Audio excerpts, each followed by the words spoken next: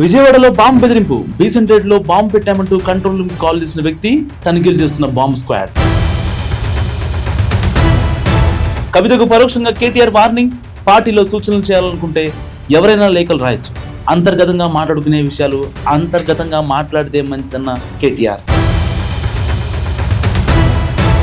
ఏపీలో షెడ్యూల్ ప్రకారమే డిఎస్సి పరీక్ష వాయిదా వేయాలని దాఖలైన పిటిషన్ను కొట్టేసిన సుప్రీంకోర్టు ఏమైనా కావాలంటే హైకోర్టుకు వెళ్లాలని సూచన. కొడాలి నాని చుట్టూ బిగుస్తున్న ఉచ్చు, ఏ క్షణమైనా అరెస్ట్ అయ్యే అవకాశం. వల్లభనేని వంశీకి తీవ్ర అస్వస్థత, కంకిపాడు ప్రభుత్వాసుపత్రిలో చికిత్స. తెలంగాణలో కరోనా కలకలం, కుకట్పల్లిలో డాక్టర్కి పాజిటివ్. జార్ఖండ్లో భారీ ఎన్కౌంటర్, ఎదురుకాల్పుల్లో 2 నక్సల్స్ హతం. పరుగులు పెడుతున్న పసిడి ధరలు, 95,000 దగ్గర ట్రేడ్ అవుతున్న బంగారం. తెలుగు రాష్ట్రాలకు తుఫాన్ ముప్పు, వచ్చే 3 రోజుల పాటు భారీ వర్షాలు.